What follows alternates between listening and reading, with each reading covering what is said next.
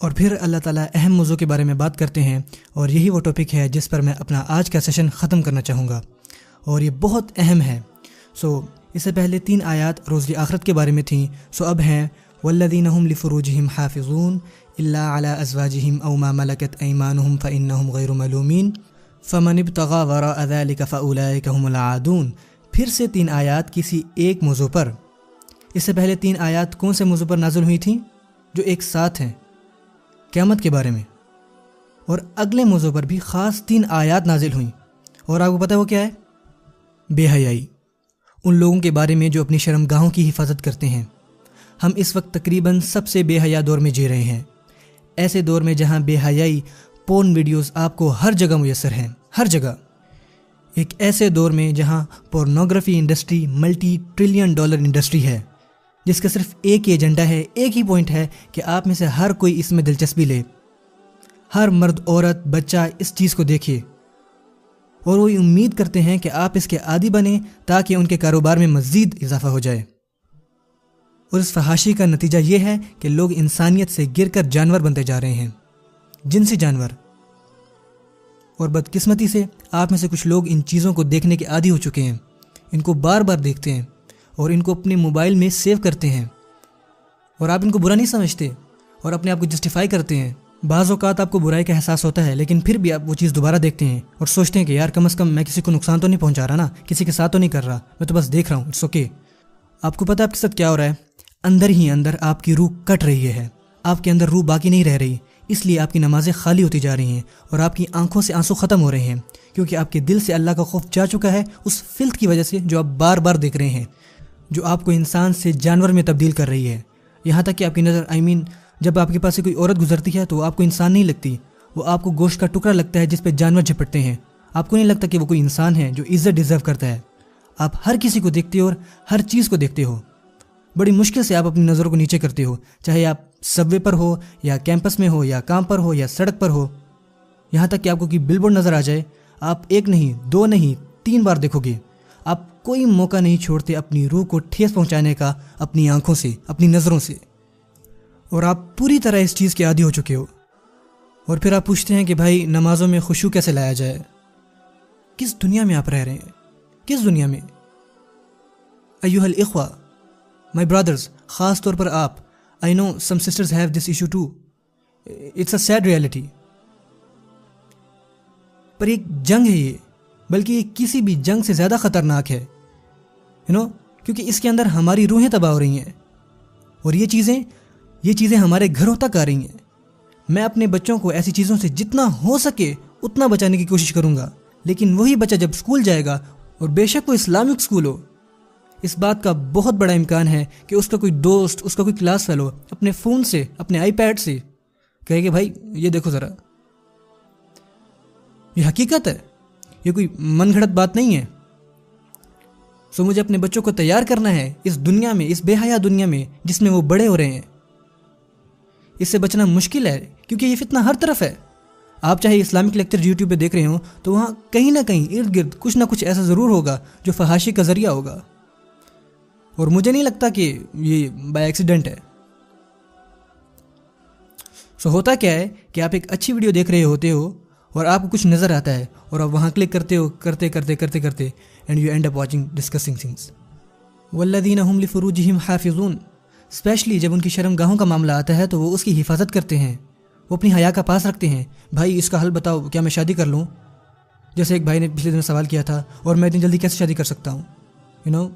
نہیں بھائی، اس کا علاج شادی نہیں ہے، کیونکہ آپ ابھی ایسے ہیں تو آپ شادی کے بعد بھی ایسے ہی رہیں گے۔ اگر آپ کے پاس ابھی شرم نہیں ہے تو شادی کے بعد بھی آپ کے پاس کوئی شرم نہیں ہوگی، آنیسٹلی۔ اور آپ سمجھتے ہیں کہ شادی آپ کے اس مسئلے کو دور کر دے گی؟ نہیں، ایسا نہیں ہے۔ اس کا حل ذہنی اور روحانی حالت کو ٹھیک کرنا ہے۔ آپ کا حل سائیکولوجیکل ان نیچر ہے، آپ کو مدد کی ضرورت ہے۔ آپ کو خود کو روکنا ہوگا، خود کو اس طرح ہرٹ کرنے سے روکنا ہوگا۔ یقین کریں، مجھے ایک ای میل ملی فرام ٹین ایجر جو کہ عادی تھا ان چیزوں کا، انونیمس ای میل، 14-15 سال کا لڑکا۔ وہ لکھتا ہے کہ میں مرنا چاہتا ہوں کیونکہ میں خود کو روک نہیں پا رہا، اور میں یہ چیزیں 11 سال کی عمر سے دیکھ رہا ہوں، اور میرے ماں باپ کو اس بات کا نہیں پتہ۔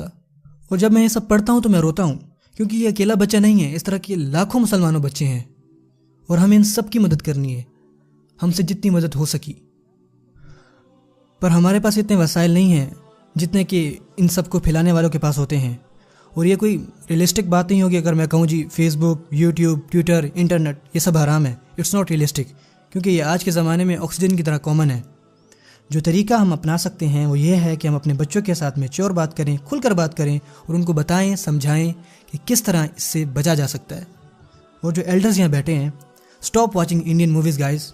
آپ یہاں نماز، حیا، شرم کی بات کر رہے ہیں اور آپ خود اپنی شرم کی حفاظت نہیں کر رہے، اور گھر جا کے مائیں، بہنیں، بیٹیاں، خاوند، بہنیں سب اکٹھے بیٹھ کے جو جی میں آ رہا ہے وہ دیکھ رہے ہیں.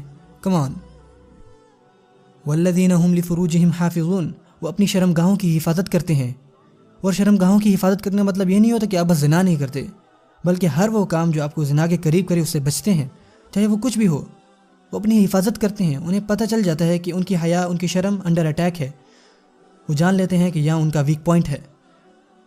یہ خواہشات اللہ نے ہمیں ڈالی ہیں جو کہ بہت مضبوط ہیں، اور اللہ نے کسی خاص وجہ کے تحت ان کو ہمارے اندر ڈالا ہے.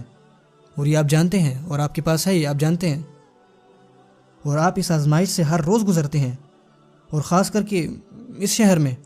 پر آپ کو اپنی حفاظت کے لیے خصوصی اقدامات کرنے پڑیں گے. یہ پیسیج کوئی ہائی گولز کے بارے میں نہیں ہے، یہ کم سے کم کے بارے میں ہے.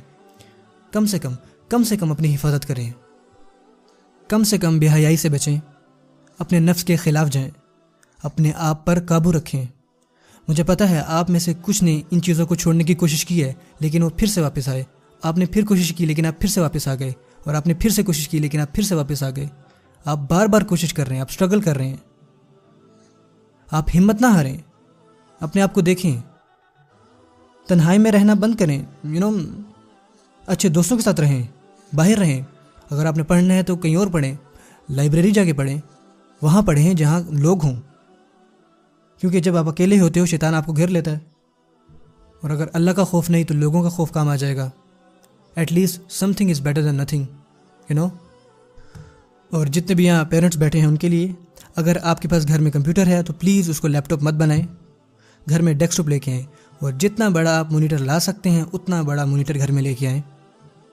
اور میک شیور کہ آپ اس کو کچن میں یا ڈائننگ روم میں رکھتے ہیں. اس کمپیوٹر کو اپنے بیڈ روم میں نہ رکھیں، نہ کہ کڈز روم میں رکھیں، ڈائننگ روم میں رکھیں، تاکہ آتے جاتے لوگوں کی نظر پڑے وہاں پہ. اگر کسی نے وہاں ہوم ورک کرنا ہے تو وہاں جا کے کرے.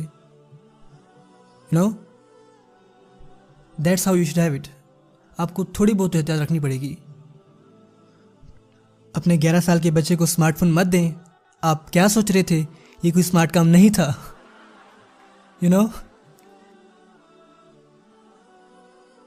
سیریسلی میں کیا دیکھتا ہوں 5ویں کلاس کے بچے کے پاس آئی فون 5. میرے پاس نہیں آئی فون 5 وتھ 4G. آپ کو پتہ ہے کتنی خطرناک چیزیں ہیں سب.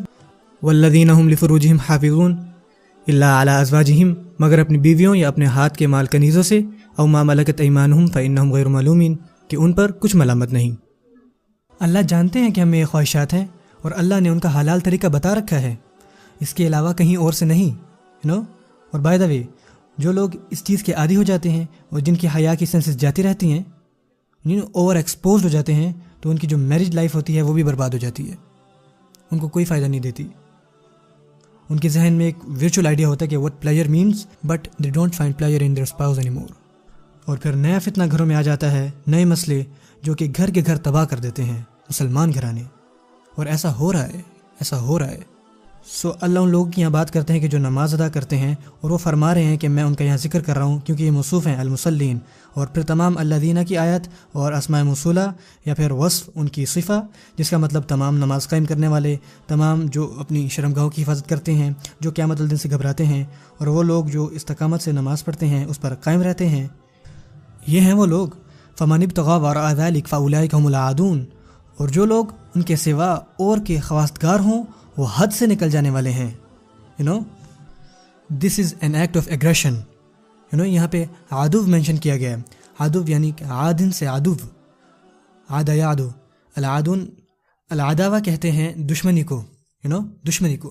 سو اللہ فرماتے ہیں کہ جو اپنی خواہشات کو حلال حدود سے باہر نکالتا ہے، جو بھی ایسا کرتا ہے تو وہ آ جاتا ہے جارحیت کے زمرے میں، ایکٹ آف ایگریشن کی.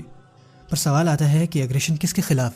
کیونکہ جب آپ کہتے ہیں کہ دشمن تو آپ پوچھتے ہیں کہ دشمن کس کے خلاف اور اللہ نے یہاں پہ مفعول مینشن نہیں کیا، کوئی جار مجرور نہیں کیا، تو اس کا مطلب یہ ہے کہ وہ خود کے دشمن ہیں، اپنی فیملی کے دشمن ہیں، یہاں تک کہ اللہ کے احکامات کے بھی دشمن ہیں. جو سب سے قیمتی چیز ہمارے پاس ہے وہ ہے ہمارے دل، اور بے حیائی قلب کو برباد کر دیتی ہے. اور سب سے اہم چیز جو ہے وہ ہے ہمارا ایمان، اور یہ بے حیا چیزیں ایمان کو تباہ و برباد کر دیتی ہیں. خود کے ساتھ ایسا مت ہونے دیں. اور میں اس بارے میں صرف بات کر سکتا ہوں. میں آپ کو کچھ بھی کرنے سے روک نہیں سکتا، اور کوئی بھی نہیں آپ کو روک سکتا. آپ نے اپنی مدد خود کرنی ہے، اپنے آپ کو خود قابو کرنا ہے. آپ کو یہ فیصلہ کرنا ہے کہ میرا ایمان زیادہ اہم ہے کہ نہیں، میری نماز کچھ معنی رکھتی ہے میرے لیے یا نہیں.